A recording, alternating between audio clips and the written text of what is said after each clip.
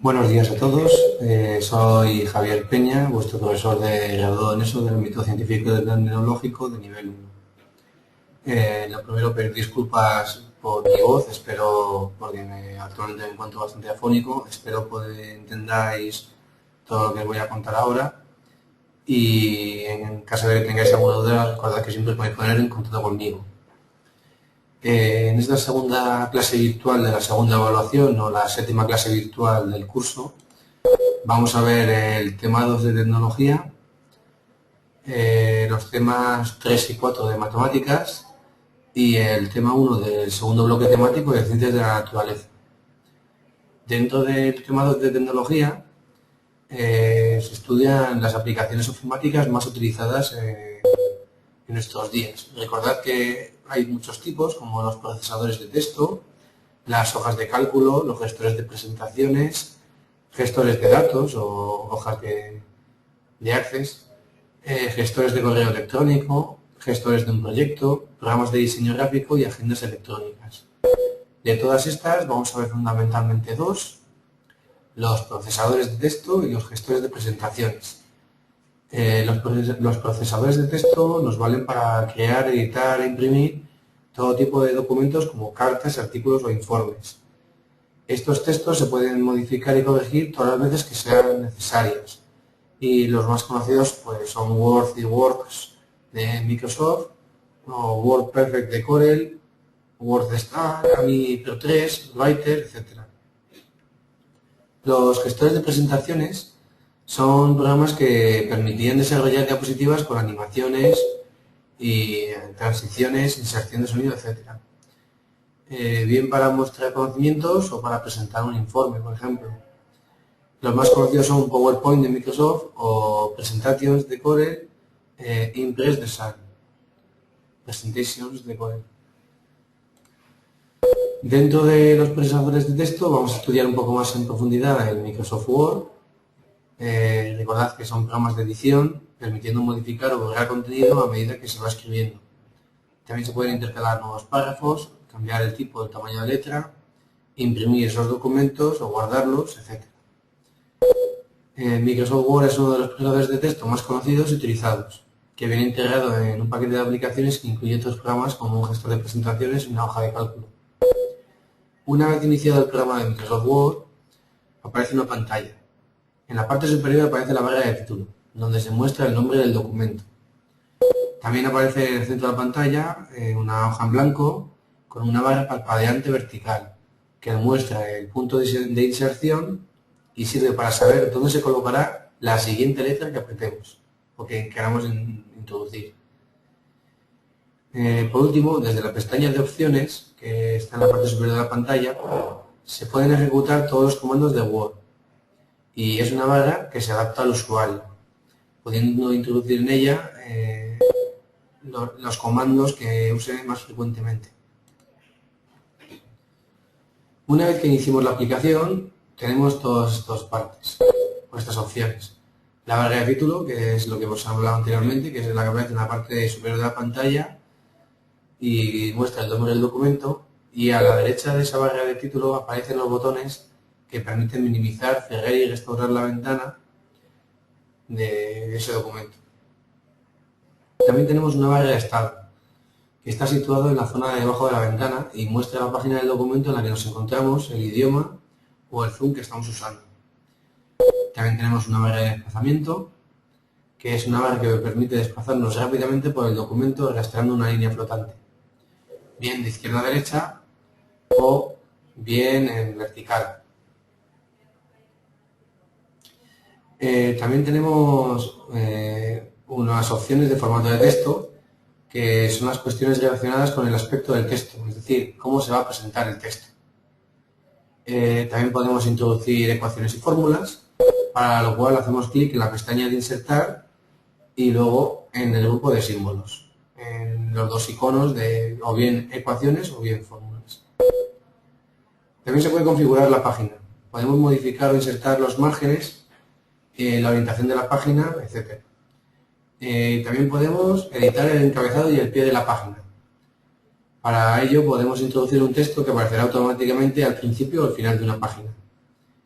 podemos introducir tablas, imágenes y gráficos. Las tablas, que son objetos que están formados por celdas o casillas, donde podemos incluir multitud de números, gráficos e incluso texto. Y las imágenes y los gráficos pueden ser o bien creadas por Word o WordArt o en unas imágenes que están prediseñadas. Por último, también podemos realizar la impresión de documentos, lo que nos permite imprimir el documento en dos formas. Una, que sería la impresión rápida, en la cual no podemos seleccionar ninguna opción, o la opción de imprimir, en la cual podemos seleccionar la calidad de impresión, la orientación de la página a la hora de imprimir, etc. El segundo de los programas que vamos a estudiar es el gestor de presentaciones, que es una herramienta que nos permite realizar presentaciones para comunicar información. Una vez iniciado el programa, observamos la barra de título con el nombre del documento, igual que ocurría en el procesador de textos, y una banda de opciones que contiene todas las opciones del programa agrupadas por pestañas. A diferencia del Word, en este caso tenemos tres tipos de vistas. Una vista normal, que permite ver, diseñar y modificar una diapositiva. Una vista que se llama clasificador diapositivas, que consiste en una visión global de todo el trabajo que hemos realizado. Y una vista que se llama presentación con diapositivas, donde se reproduce la presentación. A la hora de trabajar con diapositivas, se pueden realizar a medida para que la presentación tenga todas las modificaciones que se necesiten. Se puede insertar una nueva diapositiva, se puede copiar o variar una diapositiva, duplicar diapositivas, mover diapositivas e incluso eliminar diapositivas. En ellas se puede incluir todo tipo de objetos, además de texto, como imágenes, gráficos, vídeos e incluso sonidos. También se pueden incluir unas reglas, una cuadrícula o unas guías, que son herramientas muy útiles que permitirán distribuir correctamente todos los elementos en cada una de las diapositivas y colocarlos de forma precisa. Los textos, las tablas, los gráficos y las formas se trabajan igual que en Word. En este caso, en este tipo de programas, también se pueden incluir animaciones y transiciones. Las animaciones dotan de movimiento a los objetos que forman parte de las diapositivas e incluso al texto, haciéndolas más divertidas y consiguiendo la atención del público. Y las transiciones son una opción que permiten crear efectos visuales más estéticos al pasar de una diapositiva a la siguiente. También se pueden llegar a ocultar diapositivas para hacer más corta una presentación sin perder la información almacenada en esa diapositiva y poder utilizarla en otra ocasión. Respecto a la asignatura de matemáticas, recordad que vamos a estudiar los temas 3 y 4 de nivel 1 de la segunda evaluación, en el cual se estudian fundamentalmente las figuras planas elementales, en el tema 3. La primera de ellas que se va a estudiar son los polígonos. Recordad que los polígonos son una superficie plana que está limitada por una línea quebrada, cerrada, o una figura geométrica formada por segmentos consecutivos que están no alineados. Estos segmentos no consecutivos se llaman lados. La suma de la longitud de todos sus lados se llama perímetro, y el área es la medida de la superficie que está encerrada dentro de ese perímetro. La clasificación de los polígonos en función de su número de lados es la siguiente. Si tenemos un polígono con 3 lados se llama triángulo, con 4 lados se llama cuadrilátero, con 5 lados se llama pentágono y con 6 lados se llama hexágono. La clasificación de los polígonos según sus ángulos es se agrupan en dos grupos. Por un lado están los polígonos convexos, donde si prolongamos cualquiera de esos lados no corta el polígono, y otra forma de definir los polígonos convexos es si todos sus ángulos son convexos. El otro gran grupo de polígonos son los cóncavos, donde al menos tiene un ángulo, donde el polígono tiene al menos un ángulo cóncavo, o si al prolongar uno de esos lados sí que se corta el polígono. La clasificación de los polígonos según sus lados y ángulos a la vez, pues es fundamentalmente dos. Por un lado sería un polígono regular, cuando tiene todos sus lados y ángulos iguales. En este caso tenemos varios objetos a identificar. La apotema, que es el segmento que va desde el centro del polígono al punto medio de un lado; el radio, que es el segmento que va desde el centro del polígono a uno de sus vértices; el ángulo central, que es el ángulo que forman en el centro del polígono dos radios consecutivos; y el ángulo interior, que es el ángulo formado por dos lados consecutivos. Y el otro gran grupo de polígonos serían los irregulares, donde o bien todos sus lados no son iguales o bien todos sus ángulos no son iguales. Las diagonales de un polígono son los segmentos que unen dos vértices no consecutivos. El segundo tipo de polígonos que vamos a estudiar son los triángulos, que son polígonos con tres lados y tres ángulos. La base del triángulo es el lado sobre el que se apoya el mismo, y la altura, el segmento trazado desde un vértice hasta su lado opuesto, siendo perpendicular a este lado. Por lo tanto, un triángulo tiene tres alturas, pero suele denominarse como altura h la que une la base con el vértice opuesto a esta. La clasificación de los ángulos, de los triángulos, en función de sus ángulos, es rectángulo si tiene un ángulo recto, acutángulo si todos sus ángulos son agudos y obtusángulo si uno de sus ángulos es obtuso. La clasificación de los triángulos según sus lados también es 3. Equilátero si todos sus lados son iguales, isósceles si tiene dos lados iguales y uno desigual, y escaleno si tiene tres lados desiguales.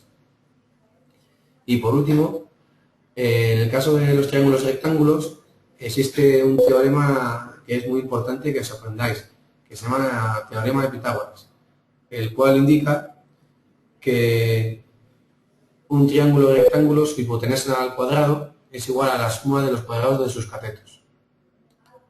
Este teorema de Pitágoras nos puede permitir o bien conocer la longitud de uno de los catetos del triángulo conociendo la hipotenusa y el otro cateto, o la longitud de la hipotenusa teniendo en cuenta conociendo la longitud de los dos catetos, y nos puede ayudar a realizar problemas, a resolver problemas, perdón. Por último, vamos a estudiar los cuadriláteros, que son aquellos polígonos que tienen 4 lados y 4 vértices. Los distintos cuadriláteros son el trapezoide, en el cual no tiene ningún lado paralelo, el trapecio, que tiene 2 lados paralelos, el paralelogramo, que tiene sus lados paralelos 2 a 2, el rombo, que tiene sus 4 lados iguales y sus ángulos son iguales 2 a 2, el rectángulo, que tiene los 4 ángulos rectos, y el cuadrado, que tiene todos sus lados iguales y todos sus ángulos rectos. Los perímetros y las áreas fundamentales de los cuadriláteros. Recordad que el perímetro es la medida del contorno de la figura geométrica plana. En el caso de que sean irregulares, para conocer su perímetro necesitamos saber la longitud de todos sus lados para posteriormente realizar la suma. Y si son regulares, por ejemplo, si se tratara de un hexágono regular, un hexágono nos indica que tiene 6 lados, y si es regular, que todos sus lados son iguales. Por lo tanto, conociendo la longitud de uno de sus lados, para calcular el perímetro sería tan sencillo como multiplicar por 6 ese lado, o sumar 6 veces ese lado. El área es la medida de la superficie que ocupa un cuerpo. En el caso del triángulo, para calcular su área se calcula multiplicando la base por la altura y lo que obtengamos dividiéndolo entre 2. En el caso de un paralelogramo, por ejemplo un rectángulo, el área se calcula multiplicando la base por la altura. En el caso del cuadrado, se obtiene su área elevando al cuadrado la longitud del lado, o bien multiplicando la longitud del lado por sí misma. Para calcular el área del rombo, se obtiene multiplicando la diagonal mayor por la diagonal menor y el resultado dividiéndolo por 2. El área del trapecio se obtiene sumando su base mayor y su base menor, lo que obtengamos multiplicándolo por la altura y el resultado dividiéndolo por 2.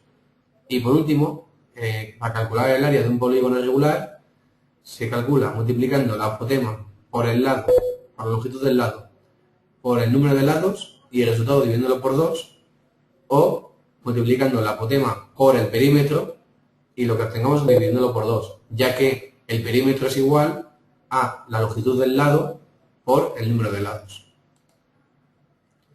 En el tema 4 vamos a estudiar las circunferencias, que son el conjunto de puntos del plano que están a la misma distancia de un punto llamado centro.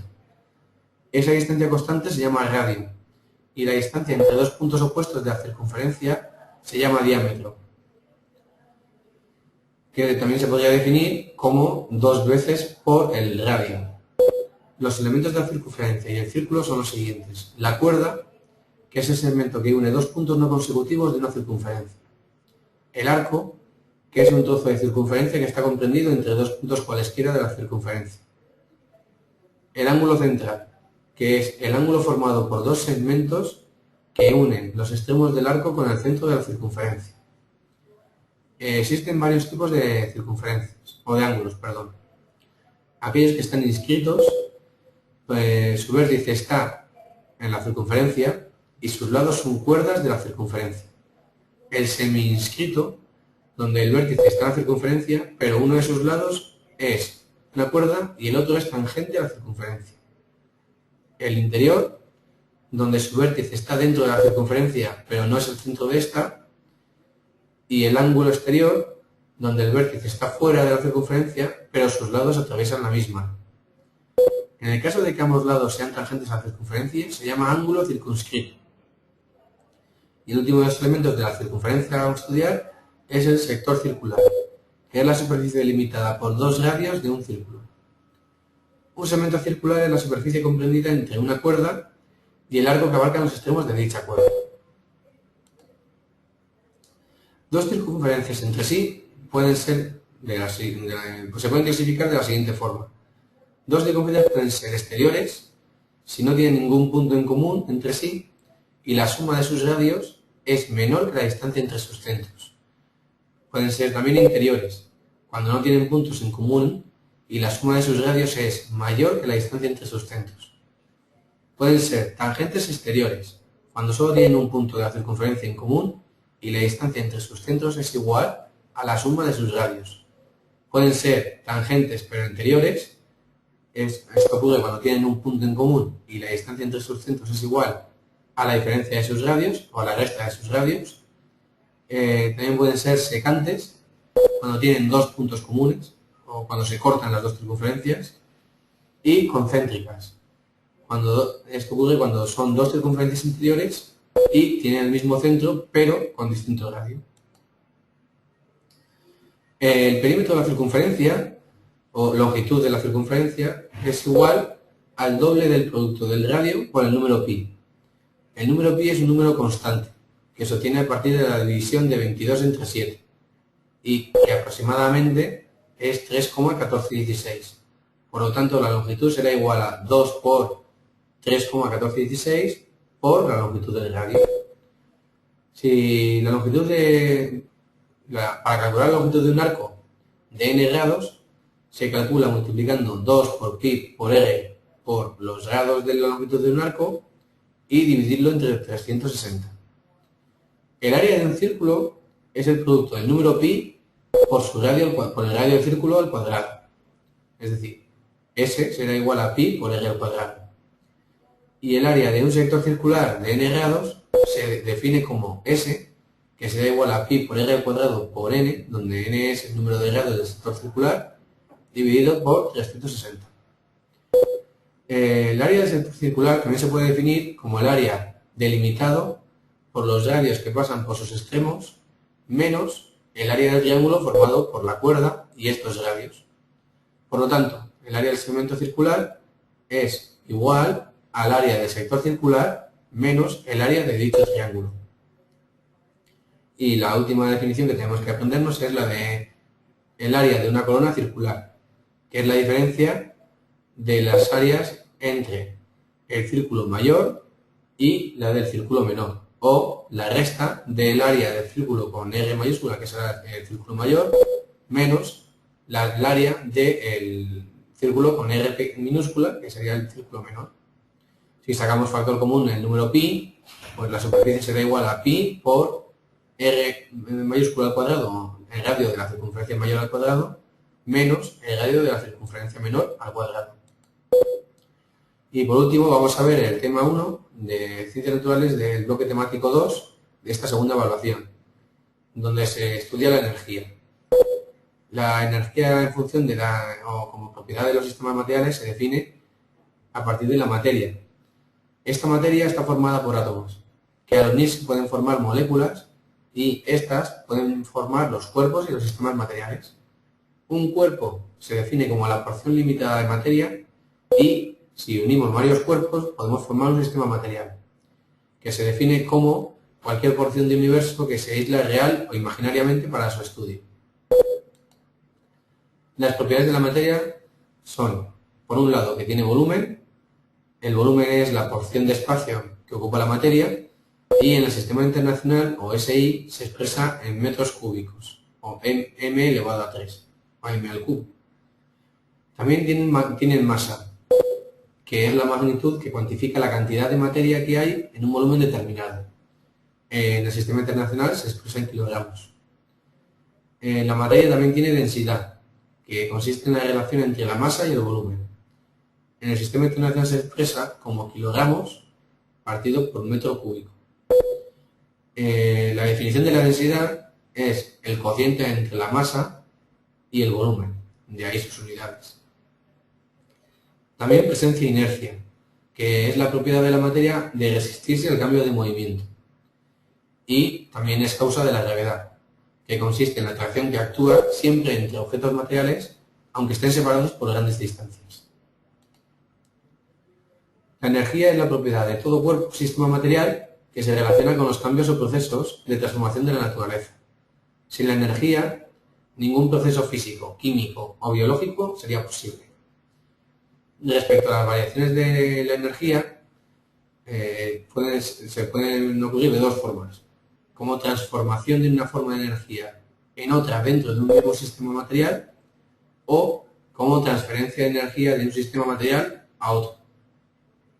Ya que, recordad que en todas las transformaciones de energía se cumple el principio de conservación de la energía, que dice que la energía no se crea ni se destruye, sino que solo se transforma de unas formas en otras. Sin embargo, la experiencia demuestra que conforme la energía va siendo utilizada para promover cambios en la materia, va perdiendo capacidad para ser empleada nuevamente, o lo que es lo mismo, que se va degenerando. Por ejemplo, la formación de calor es una forma de degradación de la energía. Existen diferentes tipos y fuentes de energía, que son aquellos que identifican la forma en la que se manifiesta la energía. Por un lado tenemos la energía cinética, que es la asociada a los cuerpos que se encuentran en el movimiento. Se define o se calcula como un medio por la masa por la velocidad al cuadrado.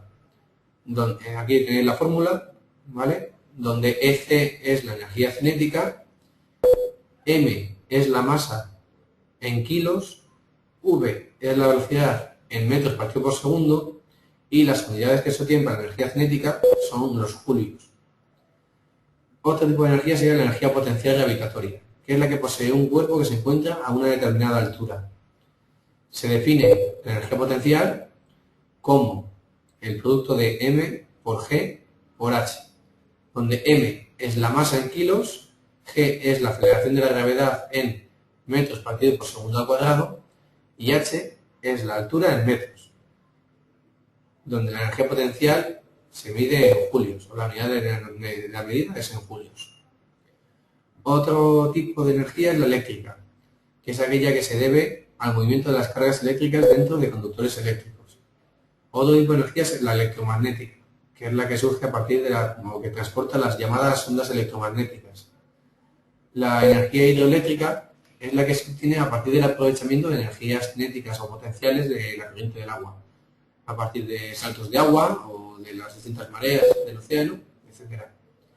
También existe una energía química, que es la que se desprende o absorbe en las reacciones químicas. También tenemos una energía térmica, que es aquella que es liberada en forma de calor. Una energía nuclear, que es la que se libera en procesos de fisión nuclear o de fusión nuclear. Recordad que los procesos de fisión nuclear consisten en la ruptura de moléculas, una molécula grande para obtener dos más pequeñas, y la de fusión nuclear consiste en la unión de dos moléculas pequeñas para formar una molécula más grande. La energía solar, que consiste en la captación de la luz y el calor que emite el sol. La energía derivada del mar, que es una energía en desarrollo para poder aprovechar las olas, las corrientes del océano, etc. La energía de la biomasa, que consiste en el aprovechamiento de la materia orgánica e inorgánica. Y la energía geotérmica, que es la que se obtiene a partir del aprovechamiento del calor del interior de la Tierra. Por acabar, o por último, recordad que hay fundamentalmente dos fuentes de energía, Una que sería la fuente de energía renovable, que es aquella que proceden de recursos naturales inagotables, en los cuales la naturaleza se encarga de producirlos a través de procesos tales como el ciclo hidrológico, el ciclo del agua, o a partir del viento, o a partir de la energía solar. Y por otro lado estarían las fuentes de energías no renovables, que son aquellas que proceden de recursos que existen en la naturaleza de forma limitada y que pueden llegar a agotarse con el tiempo. Por ejemplo, serían aquellas como serían la energía nuclear o los combustibles fósiles como el carbón, el petróleo o etc. Con esto daría por finalizada esta clase virtual. Espero que os haya sido de ayuda para poder hacer una pequeña síntesis de estos temas y recordad que si tenéis cualquier duda podéis poner en contacto conmigo. Nos veremos la semana que viene para la siguiente clase virtual y recordad que mientras tanto podéis seguir estudiando los otros temas y si tenéis duda podéis contactar conmigo o bien por correo electrónico o bien llamando por teléfono o concertando una cita para una tutoría presencial. Eso es todo, pues un saludo y pasad una buena semana y nos vemos el lunes que viene. Hasta luego.